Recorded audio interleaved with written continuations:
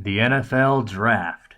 It's a day many football athletes dream becoming a part of, and very few get to actually enjoy the thrill of. For teams, it's a day of building for the future, a day of vision, and a day of business. In this edition of Heino's Highlights, who had the greater drafts, who had the lesser drafts, and who threw the most surprises at us? It's all here on this edition of Heino's Highlights. This is Heino's Highlights. Where sports is the game, Heinen is the name.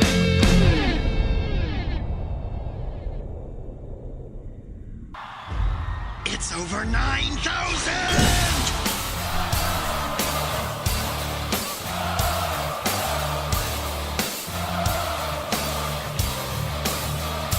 And now, ladies and gentlemen, your host for the NFL Draft edition of Heino's Highlights.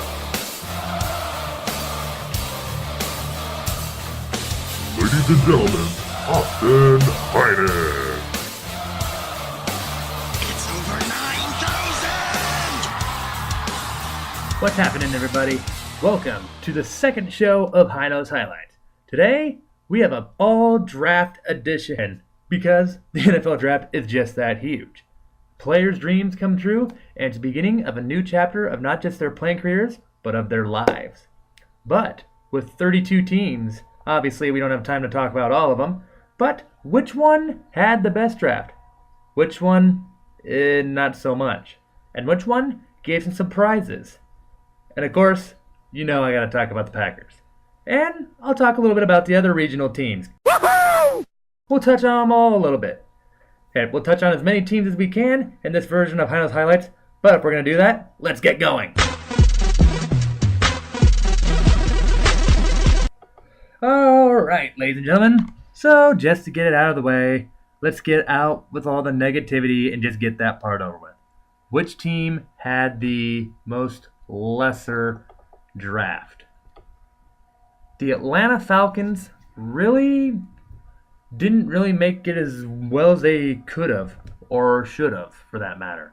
Now, in their defense, yes, they only had 6 picks in the whole draft. First, second, third, fourth. Didn't have a pick in the fifth, but then you go 6 and 7. Other teams, yes, have double digits, so then it's a little easier. You have a little more leeway. But with 6, yeah, you got to be really careful because that's slower than what you start off with. And I'm not so certain that the Falcons made the most of still with what they had. Now, go off their first pick. Keanu Neal, a safety from the University of Florida. Gators, chomp chomp. Now, this is a guy that can bring the wood. I will say that in positive note right now. He can really hit hit like almost like Cam Chancellor. And he could maybe have that kind of a role. Maybe that's what the Falcons are looking at. But really, he was kind of all over the defense as well. And by that I mean he was sometimes even up in the box for the linebackers, which I guess that shows a little versatility. Maybe that's another thing they were looking at. But really in a safety, the main job of a safety is to be the final line of defense and not let anybody by you. If you're having a safety that's so used to sometimes even playing up in the box, that could be a cause of concern. Moving down the line a little bit, in the second round, they went again with defense, only an inside linebacker, Deion Jones. This guy, again, he can bring the pain, really can hit, but his problem is he's not always the best at wrapping up with tackles. I mean, if you look at his film, yeah, some of them will show all the good ones. I mean, that's what a highlight tape is supposed to do. It's supposed to make the player look good. But if you actually saw him playing in games, he had a lot of missed tackles. Didn't really wrap up all that great. And that's something that he's going to have to work on. They went with another linebacker, Devondre Campbell from Minnesota, in the 4th round. 3rd round, they went a tight end with Stanford. And then finally, in the 6th round, they get an offensive lineman. 7th, Devin Fuller, wide receiver, UCLA. A lot of Bruins again in this draft, by the way. Now here's the thing, Devondre Campbell, again, solid player. This one is a guy that can wrap up better. He's a bit slower than Deion Jones, and speed on defense is a big thing. I mean, I could sit here and just pick apart these guys, but the bottom line is usually when you draft a player, you have your reasons. We'll just sit back, relax, and see how the Falcons pan out with their picks. But overall, I just got looking on paper-wise, it just looks like they could have done more. But we'll find out soon enough when they go on the field. That's why they say don't play games on paper.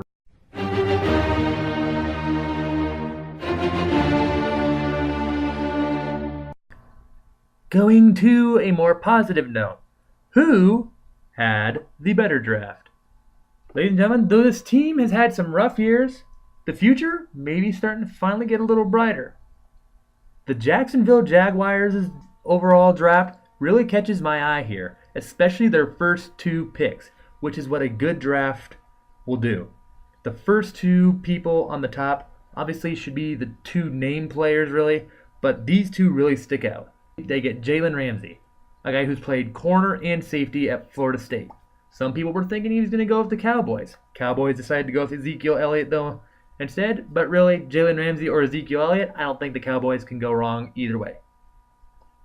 And then, second round, this guy, Myles Jack. Now, I know people were all a little anxious about the guy. He had a leg injury, had surgery.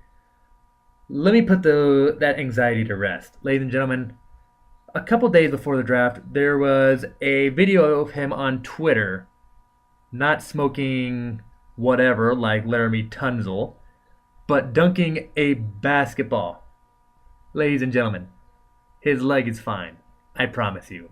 If he is dunking a basketball, his leg is not bothering him. And mark my words, teams are going to regret passing on Myles Jack. That kid is going to be a freak in the NFL. I mean, he's played on both sides of the ball at UCLA, sometimes at running back. He's played most of his time, though, at inside linebacker at UCLA in the 3-4 scheme. You might know where I'm going with that, so I'll just say it real quick. Green Bay, why'd you pass on this guy? That's all I'll say about that for now. But the top 2, Jalen Ramsey, Myles Jack, those 2 really stick out right away and will make an immediate impact on that Jaguars defense. Speaking of impact on defense for the Jaguars, though, apparently they were really focusing on the defensive line, as after that, they only went with one guy that wasn't on the defensive line. In the 6th round, they picked quarterback Brandon Allen from the University of Arkansas. Otherwise, 3rd, 4th, and their other 6th round pick before they picked Brandon Allen. And then their 7th round, they all got defensive linemen. 3 of those 4 were defensive ends. So clearly they're trying to get more pressure off the edges. And personally, that's a very good move on my part. But then again, obviously the Jaguars still have more to work on. But this draft for them is looking like that it's going to be a great step in the direction. And the top 2, Jalen Ramsey and Myles Jack, again, I'm going to say it one more time because I truly believe it. Teams in the 1st round, they are going to regret not picking Myles Jack. I mean, I will also remind you, he also was predicted at first to go within the top 10. But again, injuries, they do bring concerns to teams, and that's understandable. Now, let's get a little player analysis. It's Jalen Ramsey. This guy, easily the best defensive back in the draft. This guy is a lockdown defender. He can play on the outside or defend slot receivers. Not a lot of corners or safety hybrids can do that. I mean, he has great length as in wingspan, and he is super athletic. Exactly what you want out of your first overall pick in the draft. He also brings great run defense for a defensive back. Some people just have a pass first. This guy, not him. He keeps an eye on that ball. He makes sure that it's either going in the air or making sure it goes on the ground. He locates the ball. This guy will probably be playing multiple spots throughout the defense because he's just that good. He can play different spots. That's why Florida State used him at corner and safety and moved him on the inside, outside, you name it. He's done a little bit of everything. Then they go with 3 straight defensive linemen. Yeah, I'm going to apologize in advance because I'm probably going to end up butchering this name. But a defensive end from Maryland, Yannick Nagkoy, we'll just go with that. This is another guy that can really get a pass rush. And with Miles Jack behind him, a guy that can stop the run and defend passes pretty well. Well, the Jacksonville Jaguars defense has made a huge upgrade, along with the additions of Sheldon Day, Tyrone Holmes, Day being a defensive tackle from Notre Dame, Holmes, a D-end from Montana. Both of those guys also great defenders, but more for run stoppers, not so much pass rushers. Overall, I love the draft picks from the Jaguars. A few honorable mentions, though. I really like what the San Diego Chargers did. And being the Packer fan, I somewhat hate to admit this, but the Chicago Bears had a pretty good pick themselves. Leonard Floyd will be a very, very good asset to that defense. Maybe not quite to the extent of Urlacher, what some people are saying. I'm just one of those people. Urlacher is Urlacher. Floyd will be Floyd. Peppers is Peppers. Matthews is Matthews. Palomalu is Palomalu, so on and so forth. And then finally, the Cleveland Browns also had a pretty good draft. Now for the Browns, though, you all know what I said last week. That place is a circus. But overall, these teams, I really like their lists the best. Well done. So with that all being spoken and said, let's get on to some specific teams. So as if that little chime in doesn't give you an idea of what's next, let's talk about the Packers a little bit. First and foremost, as you can tell from my earlier segment, I'm a little disappointed with the first overall pick. But overall, the draft as a whole, it's not bad. It's good, but it's not great. And to keep myself from rambling on about this, I will try to keep this within a 3 to 4 minute length. No, I will not actually be timing myself. We're just going to wing it and see how it goes. We'll see if I'm somewhat accurate. But, first and foremost, the first pick we get, Kenny Clark, defensive tackle, UCLA. Obviously, we needed somebody in the middle on the D-line with B.J. Raji leaving unexpectedly. This is not a bad move. Kenny Clark, he was in a 3-4 defense at UCLA. But here's my argument and why I was a little disappointed. And why I thought we needed a linebacker first. Clay Matthews, these last 2 seasons, has kind of been quiet to what he's capable of doing. And Julius Peppers is getting kind of old. In fact, Clay Matthews, he's not a spring chicken really either. Our linebacking core is getting a little aged, other than Nick Perry, of course. Now, yes, we also did trade in and get an outside linebacker from Denver. However, I just feel like there's still more work to do there, and that was a bigger thing that we needed to focus on. Now, yes, we did get 2 linebackers, more on that in a minute. But when you had a guy like Miles Jack, who is predicted to be taken as a top 10 draft pick, and he is there when it's the 27th pick in the first round, that should have been a steal for the Packers. And like I said in the previous segment, teams are going to regret passing on him. And when Miles Jack is playing against the Packers offense on week 1 in Jacksonville, I have a feeling we are going to eat this decision. Because I just feel Jack is going to be a freak in this league and is going to waste no time getting to business. But moving on from that, second overall pick for the Packers, or second round rather, Jason Spriggs, offensive tackle, Indiana. I love this pick. Reason being, we can always count on a couple of our offensive linemen for Green Bay going down, getting hurt. Brian Balaga, I'm looking at you. Spriggs is a great pass protector, a great run blocker. He's a full package on the offensive line. Great pickup. Next, third and fourth round, then Green Bay finally addresses their linebacking issues. Kyler Fackrell and Blake Martinez. Fackrell being outside linebacker, Blake Martinez being inside linebacker. I'm glad we decided to go with one on the inside and outside because, again, like I say, our linebacking core is starting to get a little aged. We need a little more youth there, and I think these guys will do well. Are they Miles Jack? No. but at the same time, I think they'll do very well. The one issue I have about Kyler, or not so much an issue, but concern rather, is his talent is very raw. It's not very developed. That's about the only thing I have against him. It's a big thing, but we've been in this position before, and I think we'll be able to make it work out. Blake Martinez, again, and not so raw. He's more developed, a little slower, but he'll be good on the defense as well. Speaking of defense, also in the 4th round, the Packers had 2 4th-round picks. Dean Lowry, a defensive end from Northwestern, was also taken that round. Now, obviously, we got Mike Daniels on the line. This guy could also provide some assistance on there. I mean, he's not going to be like the next Ndamukong Suh, but he should still be on the line causing some trouble in the backfield for opposing offenses every once in a while. He's pretty solid, so we'll see how that goes. Trevor Davis, wide receiver from California, was picked in the 5th round. Not too hard to figure out how that might have gone. Aaron Rodgers from California himself, pretty sure he might have had a net. And then an offensive tackle from Stanford, Kyle Murphy, in the 6th round. Packers did not have a 7th round pick. Overall, I like where people are grading the Green Bay Packers. Most are giving them about a B.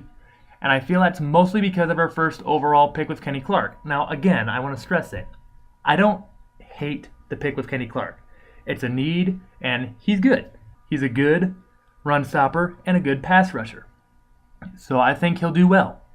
Again, Reggie Ragland, I know people were high on. I wasn't so big on him with the fact of his enlarged aorta, meaning he probably would have had to sit out more than Jack or Kenny in this case would.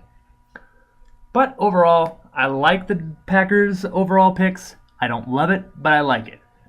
But we'll see how they all do when it comes time to put them on the field.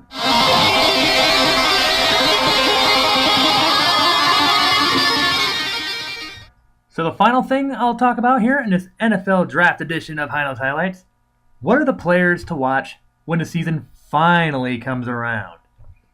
Well, obviously, there's a lot of big names, but I'm going to try to stay away from some of the first ones. There will be some here in the top 5, but going outside that to start off, Paxton Lynch was a big talk after the first night of the draft.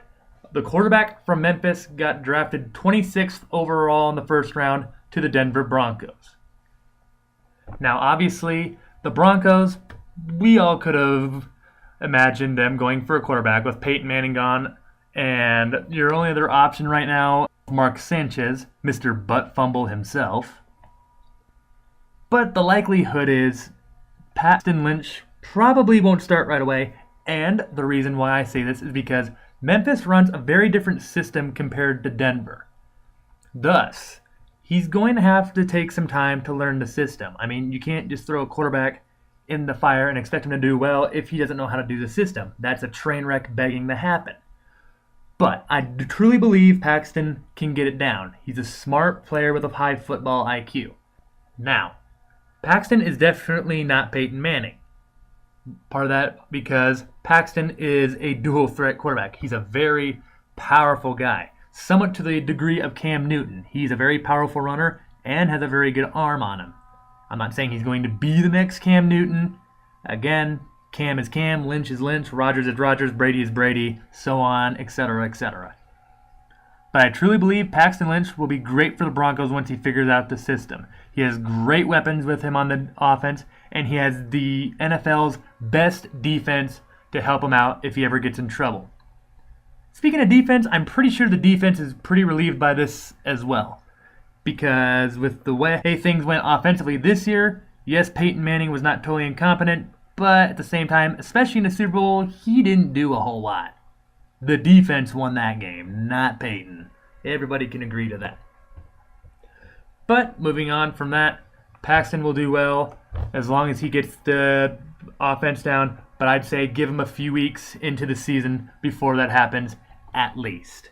The next one I'm going to talk about, and I gave these guys an honorable mention earlier, the San Diego Chargers. I tell you what, ladies and gentlemen, I really like their first pick, Joey Bosa. He's the 3rd overall pick here in the 1st round, and let me tell you, I got to watch Ohio State a couple times, and I'll talk about another player from that team in a minute, but Joey Bosa is a dream defensive lineman. He's a great pass rusher. He can stop the run very well. He tracks where the ball is. He's a fantastic addition to what is a hurting San Diego Chargers defense before they got him.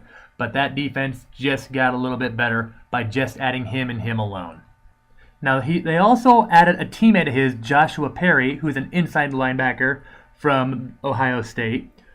And that guy will help out quite a bit, as maybe Jatavius Brown from Akron, who's also a very athletic inside linebacker. But Bosa is the pinnacle, the main man of that draft for the Chargers. I'm telling you, this guy could be a Pro Bowler.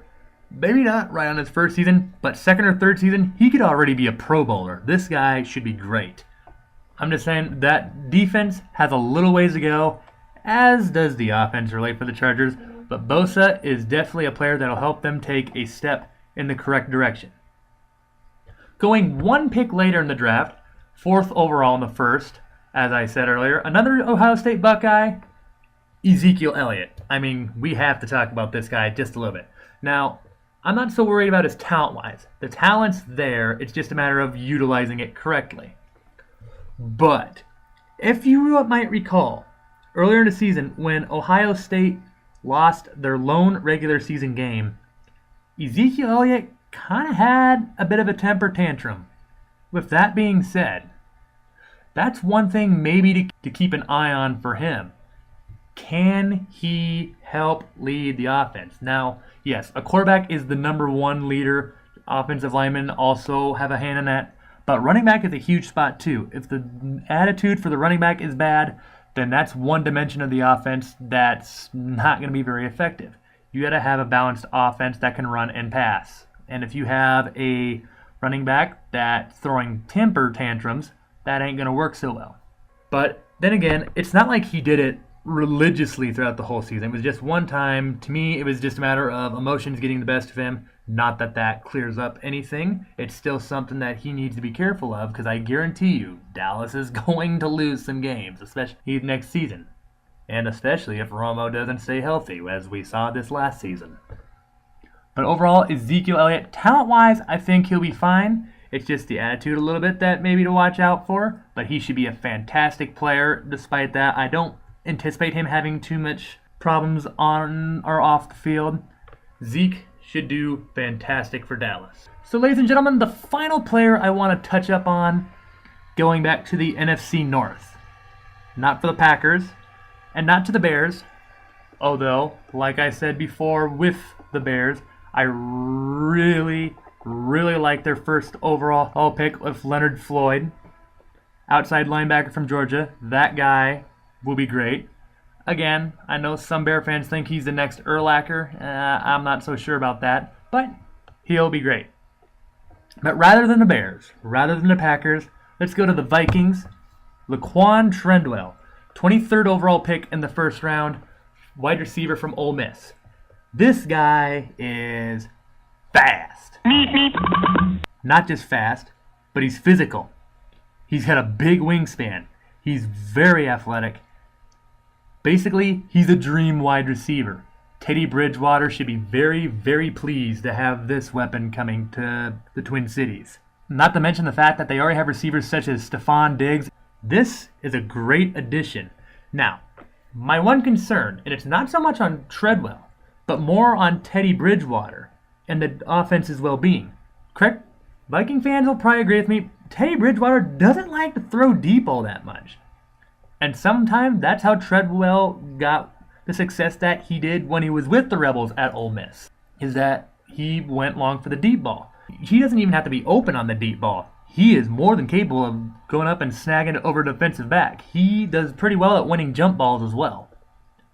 That's why, honestly, I would somewhat compare Treadwell to characteristics that Megatron had. How do you feel, mighty Megatron? I mean, Calvin Johnson and Treadwell both share the fact that they're very physical. They're quick enough to get downfield, create separation, and make plays. This is something that Treadwell had done well in his college career, and I don't anticipate it to change in the NFL career. But again, will Bridgewater finally be able to throw deep a little bit more? Personally, I thought last season for Bridgewater it was more of a confidence issue. He didn't have confidence in his long ball. And if Teddy Bridgewater is going to make it in the NFL, he can't be afraid to do that. Alex Smith at Kansas City, the same way. Now, in all retrospect, though, really for Kansas City, they have nowhere else to go. And I feel as of right now, that's the same boat for Minnesota. Because I know some fans in Kansas City were getting a little annoyed by that. They don't hate him for it, but it's just a little annoying. Because, the long ball, everybody likes to see a throw it long once in a while. It's what gets the crowd all riled up and excited. It's part of football. But hopefully now that he has another weapon that can go deep, or short game like Teddy wants, the quarterback needs to be comfortable. But I think Treadwell might give just that little bit of extra confidence to Bridgewater to where he can have some confidence in throwing the ball deep. If the Vikings are going to take the next step, that's what they have to do offensively. And I think Treadwell gives that final piece.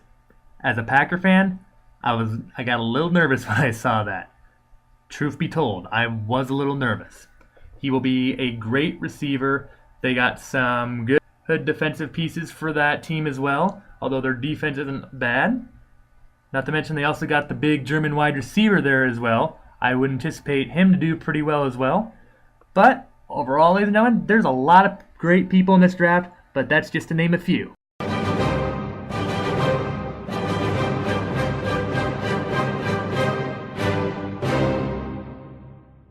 Well, ladies and gentlemen, that is going to do it for another version of Heino's Highlights.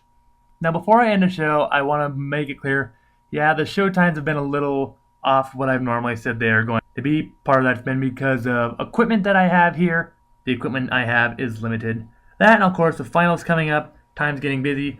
But most of it, as I said earlier, was because I want to make sure I got the whole entire draft in here, because I just thought it would make a better show. And right now, personally, I feel like it did. I feel it's more complete rather than doing it on Saturday where I would have been able to just do the first 2 days and then be checking in on it every now and then when the show goes on. But with that being said, from here on it will be a little more consistent, more like Saturday afternoon ideally, or in the very latest Saturday evening is when it'll be posted on from here on. Now, somewhere around that. With that being said, ladies and gentlemen, thank you once again for all your support. It means a great deal. And I will talk to you all next week.